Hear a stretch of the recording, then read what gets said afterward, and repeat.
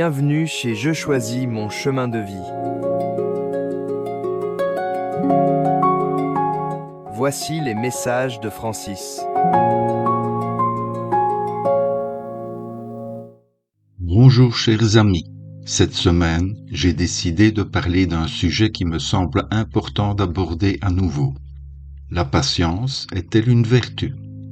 La patience n'est pas une passivité, ni une lenteur qui s'éternise, mais une attitude vivante qui transforme le temps en allié. Elle se révèle tout autant dans le calme que dans la tempête. Elle est une façon d'habiter nos limites, d'écouter notre corps et d'honorer notre énergie intérieure. Dans ce podcast, j'évoque les bienfaits de la patience sur la santé mentale et physique, puis j'explore sa dimension spirituelle, ou comment elle alimente notre énergie, et je propose des gestes concrets pour dominer l'impatience au quotidien. Quels sont les bienfaits de la patience sur la santé mentale et physique ? Tout d'abord, sur notre santé mentale, la patience agit comme un rempart face au stress. En prenant du recul avant de réagir, on diminue les vagues d'adrénaline et les cortisols qui épuisent le système nerveux. Attendre avec calme permet de mieux évaluer les situations, de faire des choix plus réfléchis et d'éviter les réactions impulsives qui peuvent nourrir l'anxiété, les ruminations ou les conflits interpersonnels. La patience favorise également l'empathie envers soi et les autres. Elle invite à se traiter avec bienveillance, à accepter les imperfections et à reconnaître que tout changement demande du temps. Cette approche apaise l'esprit, améliore la concentration et soutient une humeur plus stable. Ensuite, sur notre santé physique, le corps paye aussi le prix de l'impatience. Les tensions musculaires, les troubles du sommeil et les fluctuations de la fréquence cardiaque peuvent s'accentuer lorsque nous sommes constamment en mode tout de suite. En cultivant la patience, on respire plus librement, on ralentit le rythme musculaire et on donne au système nerveux le temps de se recalibrer. Des études suggèrent que la patience et la maîtrise de soi sont associées à de meilleures habitudes de vie, une alimentation plus équilibrée, activité physique régulière, un sommeil réparateur. À long terme, cela peut se traduire par une meilleure gestion du poids, une réduction des inflammations et une récupération plus efficace après l'effort. Mais la patience a aussi une dimension spirituelle qui influe sur notre énergie, notre attention et notre élan intérieur. La patience, vue comme une discipline spirituelle, ne nie pas l'urgence des besoins humains, mais les recentre sur une énergie plus profonde. Elle invite à percevoir le temps non pas comme un désert à traverser, mais comme un espace sacré où notre énergie peut se déployer avec précision et douceur. Il faut considérer notre énergie comme un flux qui nous parcourt, et non comme une force brute. L'impatience épuise notre énergie en consumant des ressources intérieures, telles une attention dispersée, des émotions amplifiées, des besoins non satisfaits qui se transforment en frustration. La patience, elle canalise l'énergie. Elle transforme la friction en élan mesuré, permettant à l'énergie vitale, cette force vitale qui circule en nous, de circuler plus clairement. Quand nous attendons avec attention, nous devenons capables d'écouter les signaux subtils de notre corps, la fatigue qui pointe, le besoin de repos, le moment où agir serait peut-être contre-productif. Cette écoute affine notre intelligence corporelle et notre connexion au présent. La dimension spirituelle de la patience repose aussi sur l'intention. Chaque geste devient porteur d'un sens. Attendre pour mieux comprendre, attendre pour se jeter les bases d'un travail durable, attendre pour permettre à la vie de se révéler dans sa cadence naturelle.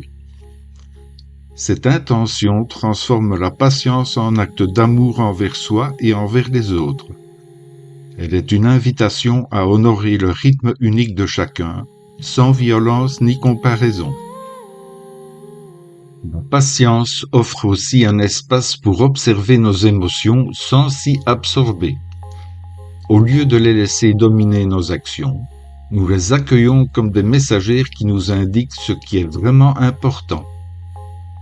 En pratiquant la patience, nous apprenons à transformer des parties de notre énergie qui, autrefois se déployaient en agitation, en énergie constructive et créatrice.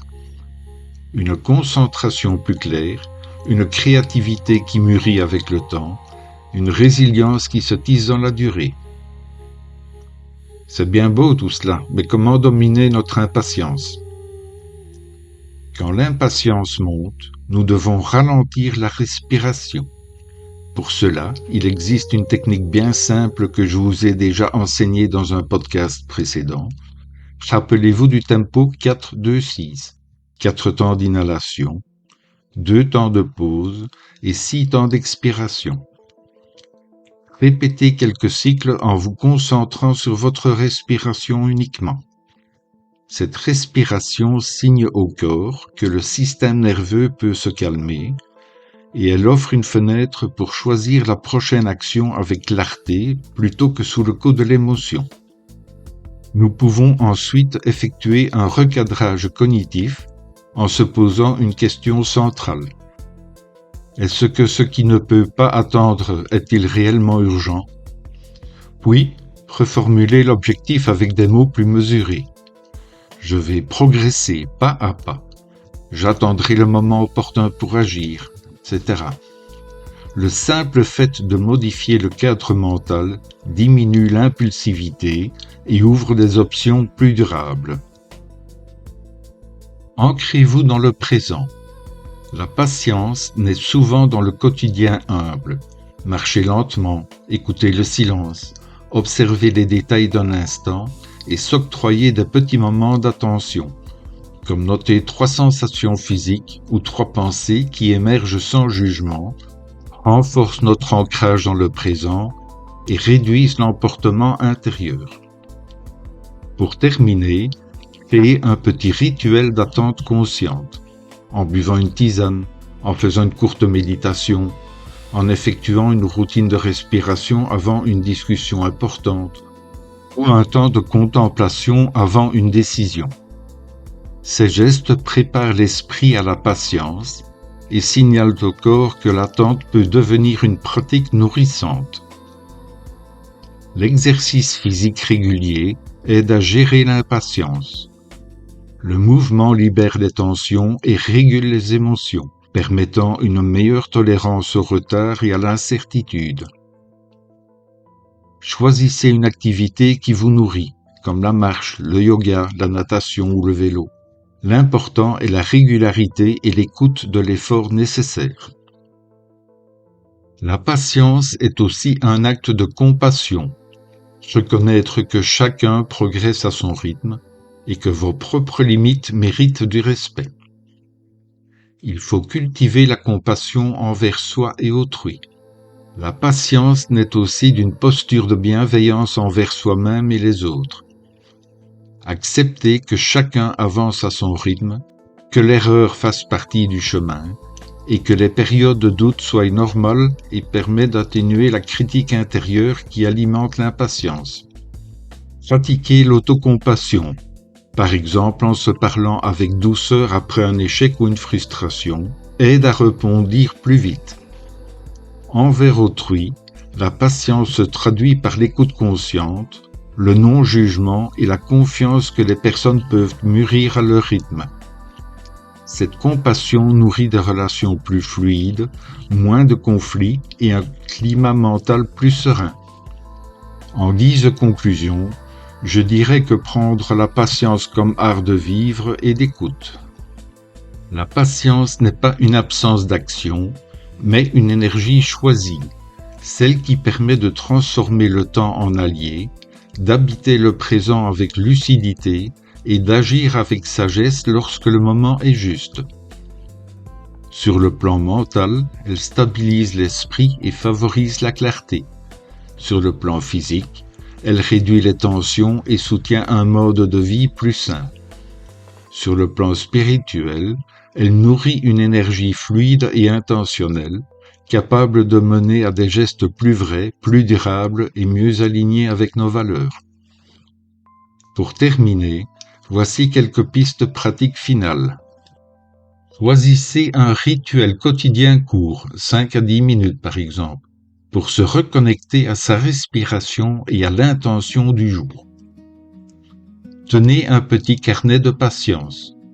Notez chaque situation où l'on a réussi à attendre avec discernement, puis revenir sur ce qui a été utile. Entourez-vous de signaux-outils, un objet, une phrase ou une image qui rappelle que le temps peut être un allié et non un ennemi.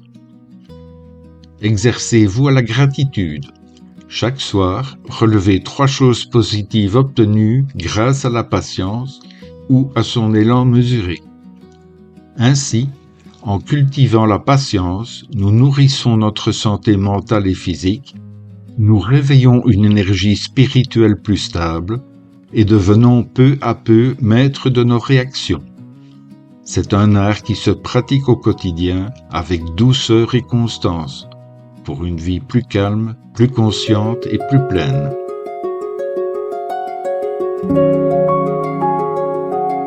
Merci mes amis pour votre écoute. N'hésitez pas à venir me rejoindre sur ma page en laissant un petit commentaire. Cela me fait toujours plaisir de vous lire, et invitez vos amis à le faire aussi, car ensemble nous sommes plus forts. Prenez bien soin de vous et de ceux qui vous sont chers. C'était Francis de Je choisis mon chemin de vie. Merci Francis. N'hésitez pas à le suivre sur sa chaîne, via sa page Facebook et son site pour les dernières infos. Je choisis mon chemin de vie vous dit à très bientôt.